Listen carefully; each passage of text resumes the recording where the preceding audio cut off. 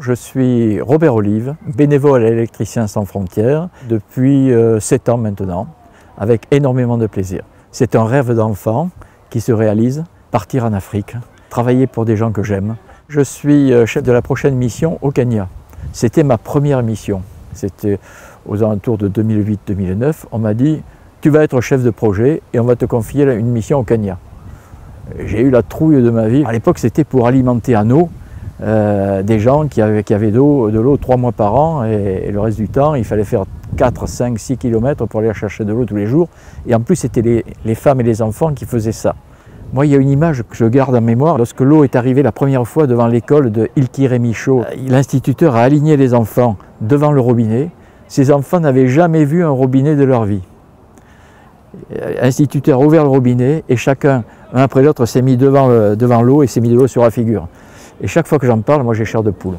Ça me donne des frissons et je garde cette image et ça c'est la récompense de tous les efforts que vous faites.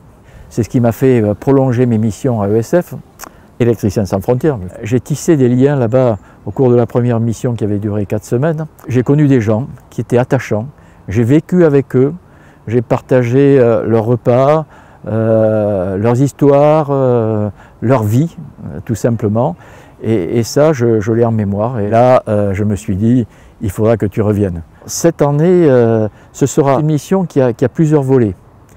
Il y a un premier village, Ilkiremicho, et un deuxième village, Purko.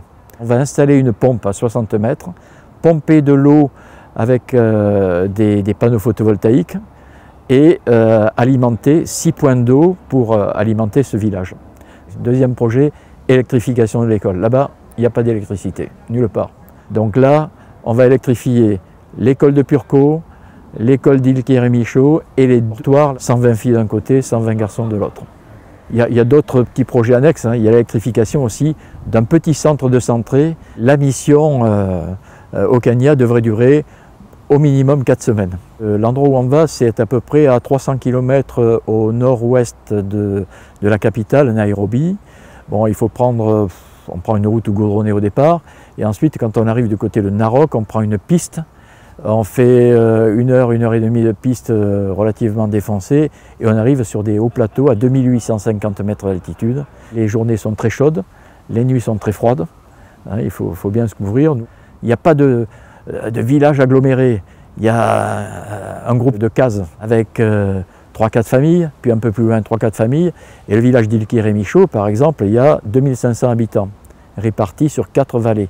Les cases, elles sont simples, hein. Il n'y a qu'une seule pièce, un grand trou en haut, on fait le feu à l'intérieur avec la fumée qui sort. La première fois que vous rentrez là-dedans, vous avez les yeux qui piquent, mais c'est comme ça, après on s'y habitue, hein. On fait la cuisine, on se chauffe, on discute, on parle, on mange, on couche. Le peuple Maasai, c'est un peuple qui est très attachant parce qu'ils vivent pour la communauté. Les gens parlent le dialecte Maasai et l'anglais pour les jeunes. Il y a énormément d'enfants dans ces familles. À Ilkiremicho d'abord, il doit y avoir entre 300 et 350 élèves. Et il n'y a que 6 classes. À Purko, là-bas, c'est 10 classes, 10 salles de classe. 10 salles de classe pour 600 élèves. Ce sont des classes qui sont en bois. Hein. Tout est en bois. L'enseignement se fait en anglais. L'arrivée de l'électricité, d'abord, ils n'en ont pas. Il ne s'éclaire qu'à la bougie ou aux lampes électriques. Ça va permettre d'avoir aux enfants, si vous voulez, d'étudier davantage le soir, aux gens de se réunir. Alors là-bas, la grande tradition, quelque sujet que ce soit, on fait ce qu'on appelle un meeting. Les meetings, il y en a tous les jours. Un problème se pose, on fait un meeting. C'est le dialogue permanent. Donc ils pourront faire des meetings même la nuit, même, après une réalisation comme ça. Et au Kenya, c'est la fête. Les gens sont habillés avec des couleurs extraordinaires. Ils ont leurs lances de guerriers, ils sautent en l'air pour danser.